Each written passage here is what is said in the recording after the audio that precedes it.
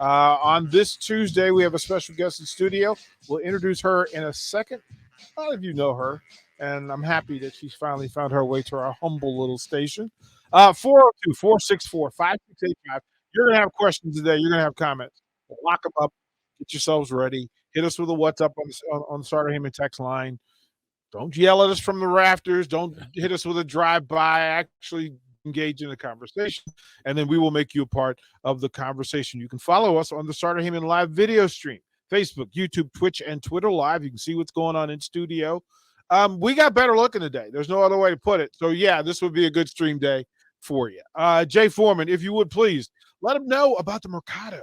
Certified Piedmontese special ingredients and butcher shop located at 84th and Havelock. Every type of meat, every type of cut.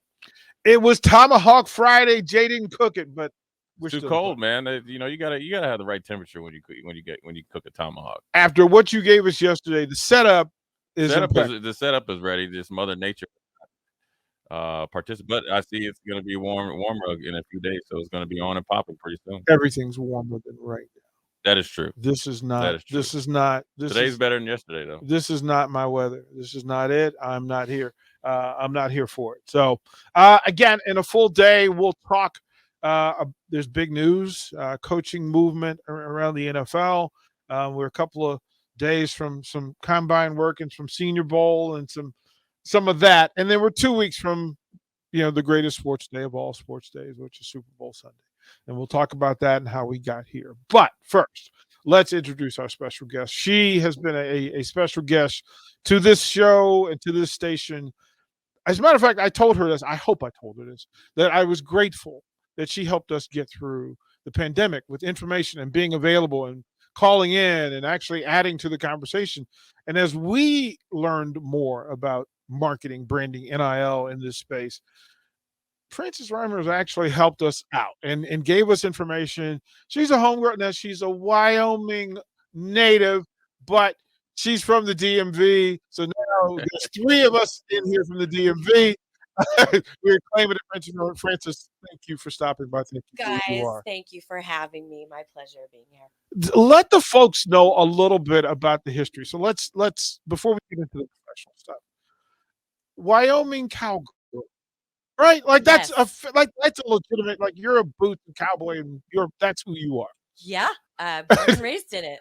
What part of Wyoming? Cheyenne is home. And where is that? In the southeast corner of the Equality State. It is the capital of the state of Wyoming. It's not Laramie? No. I just figured that's where the Laramie County. Okay, the city of Laramie is in Albany County. That's where the University of Wyoming is. Yeah.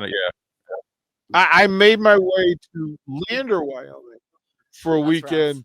Rough. Oh, let me tell you about your people. They met us at dinner and said, "Oh, now we have 19 black people." Well, at least they were friendly. Yeah. Brandy, you could have took a picture. Yeah, right? They rolled them off like this. Yeah, one's a policeman. We've got somebody at the post office. We've got the Sesame Street. They went. I was like, this is spectacular. I was like, this is amazing. I'm very happy that they were very nice and warm and welcoming. That's good. They were super kind. I have a forever invitation to go back. As a matter of fact, I need to go. I'm going back next year. They're begging you to for come the back. next event. Yeah, well, we need to get it to 20. Need that brother count. I mean, it is home to the Wyoming State Women's Penitentiary. So I was told be careful where I went. That's right. A lot of love after lockup over there. Well, and I was a brother wearing cowboy boots in Wyoming. So they don't care. They would have taken you in Crocs, some cowboy boots. You could show up in some slides. Those ladies would be like, "Hey." They were happy to see me. Yeah, we will say that. So how do you end up? Where do you get your love for sports? Where do you get? That's the number one question I get asked, because I did not play sports. I quit sports in like junior high. I ran track and was actually pretty decent at it. And I was like, man, I got an 86. I'm a theater kid. I was a singer. I was a singer. I was on student government. That was my jam.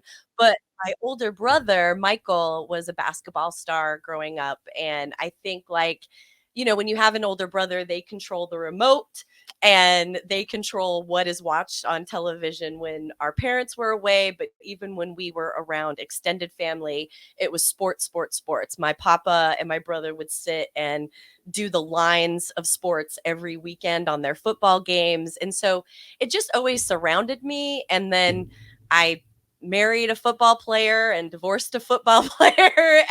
But sports has just always been around me. I think it's just the vibe. Like, I'm an extremely uber competitive person. And so I think I just vibe with athletes because there's something in your gut that drives you to get up, work out, do this, train, manage your diet. And I respect that. I come at it from a more intellectual space, but I respect it. I was going to have our buddy Dan Swanson deliver some wine because I know I promised you wine. So you're here for another day, right? I'm here this evening and then back over to Omaha. Okay, so we'll work on that. We'll work on that because I was like, look, I owe Francis several things. Okay? So we're gonna take care. The list is long and distinguished. I know, but this is in this space. So your ability to reach out and to get into spaces, you travel around the country and you speak to teams, universities, colleges, etc. Yeah. What's the main message when people send up the bat signal for Francis? What are they asking for? They're really just trying to educate young people or educate their coaches or educate their staff about what all of this is.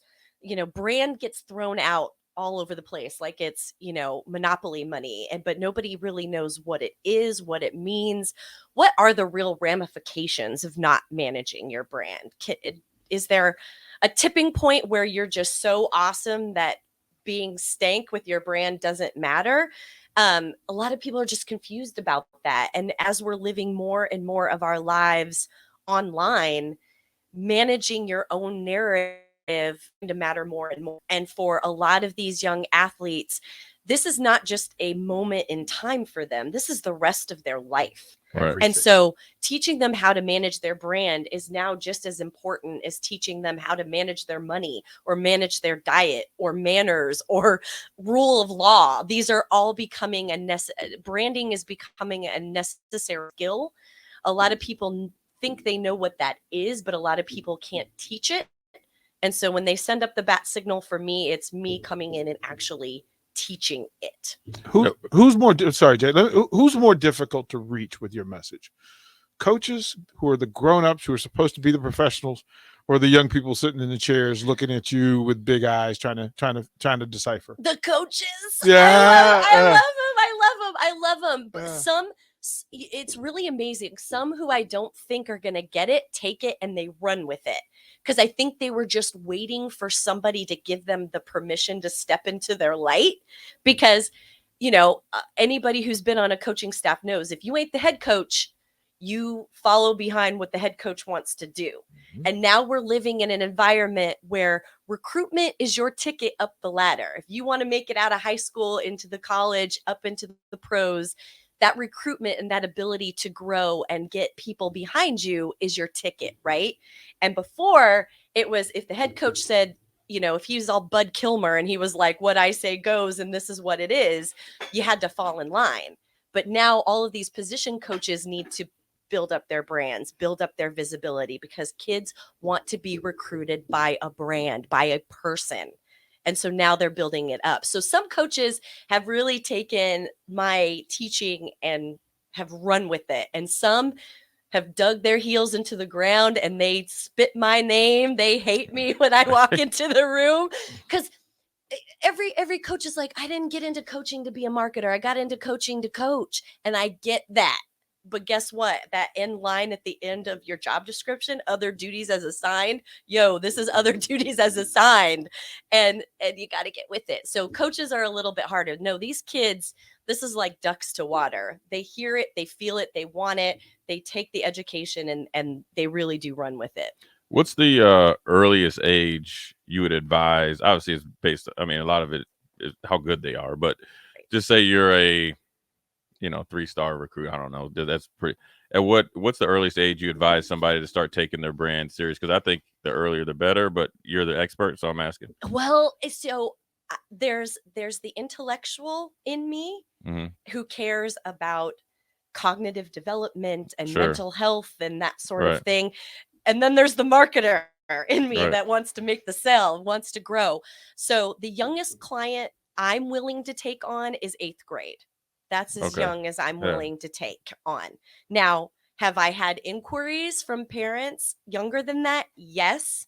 Me personally, I just think 8th grade, one, there's debate amongst psychologists and therapists now that they think being on social media before the age of 13. I 13 saw that. Yeah. arrests cognitive development. And Mhm. so there's that. So for me personally, my line in the sand is I don't care if you're the next second coming, 8th grade is the lowest that I will go. We're gonna put a pin there, and that's a great point because a lot of fear and concern in this space when it comes to parent, coaches, etc., is that NIL reaches high school and it just runs amok. We'll ask Francis about that. What should the future look like? How do we go about it? Because those are conversations that you parents are going to have. We'll ask Francis to break it down for us. We'll be right back here on Old School.